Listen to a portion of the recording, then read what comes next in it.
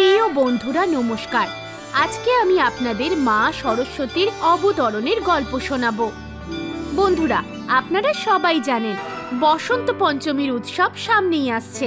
মা সরস্বতী বিদ্যার দেবী হন, আর সেই জন্য সব ছাত্রছাত্রীরা এই দিন মা সরস্বতীর আরাধনা করে থাকে। এই দিন মা সরস্বতীর অবতরণ হয়েছিল।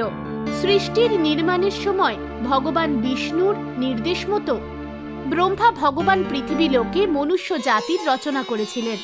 এরপর ব্রহ্মা ভগবান পৃথিবী পরিক্রমণ করতে বেরিয়ে পড়লেন। সেখানে উনি মানুষ এবং জীবজন্তুদের দেখলেন। সবাই খুবই শান্ত ছিল, কথা বলার ক্ষমতা ছিল না। সেই জন্য ওদের জীবনে কোনো রকমের চঞ্চলতা ছিল না। ভগবান ব্রহ্মার মনে হলো ওনার রচনাতে বোধহয় কিছু ভুল হয়ে গেছে। তখন উনি নিজের কমণ্ডলু তুললেন আর একটু জল ছিটিয়ে দিলেন। তখনই ওখানে একটি অলৌকিক চমৎকার হলো। সেই প্রকাশ থেকে এক চতুর্ভুজা দেবী প্রকট হলেন।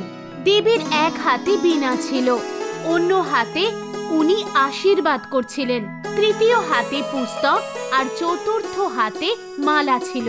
দেবী নিজের জন্মদাতা ব্রহ্মা ভগবানকে প্রণাম করলেন। উনি ব্রহ্মা পুত্রী সরস্বতীর নামে পরিচিতা হলেন। ভগবান ব্রহ্মা সরস্বতীকে বললেন, ধরিত্রীর মানুষজন শুধুমাত্র এদিক ওদিক চলে ফিরে বেড়াচ্ছে, ওরা বাণীপ্রাপ্ত হয়নি। ওরা নিজেদের মধ্যে কথোপকথন করতে পারে না, ফলস্বরূপ ওদের জীবন নীরস হয়ে পড়েছে। আপনাকে আপনার বীণার সাত সুরের সাহায্যে এই সংসারকে বাকশক্তি প্রদান করতে হবে, ওদের স্বর দিতে হবে, যাতে ওরা নিজেদের মধ্যে ভাব আদান প্রদান করতে পারে। ওদের একে অন্যকে বুঝতে সুবিধে হবে। পুত্রী হওয়ার দরুন ভগবান ব্রহ্মার আদেশ পালন করা মা সরস্বতীর কর্তব্য ছিল। উনি নিজের বীণার তার হালকা করে বাজালেন, আর সেখান থেকে যে মধুর ধ্বনি উৎপন্ন হলো, তখন সমস্ত মানব জাতি আর বনের পশুরা যেন বাণীর বরদান পেল।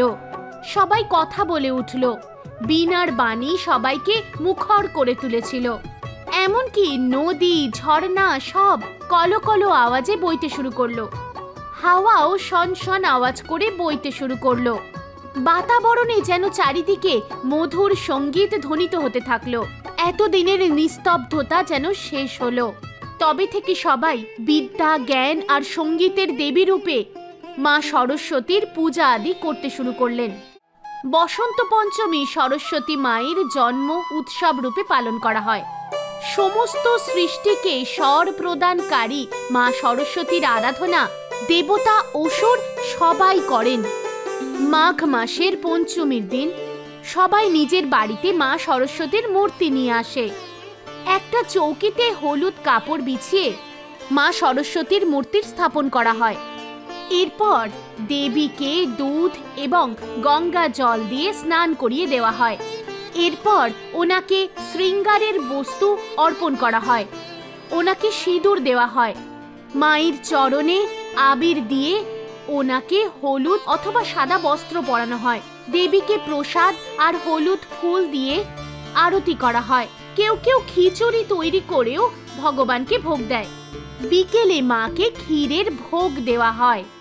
ওখানে উপস্থিত সবাইকে প্রসাদ দেওয়া হয়। এইভাবেই পূজা সম্পন্ন করা হয়। তাহলে বন্ধুরা, আশা করি সরস্বতী পুজোর বিধি সম্পর্কিত সমস্ত নিয়ম আপনারা জেনে গেছেন। জ্ঞান প্রাপ্তির জন্য সরস্বতী পূজা অবশ্যই করুন। এইরকম আরও তথ্য জানার জন্য এই গল্পটিকে লাইক আর শেয়ার অবশ্যই করুন।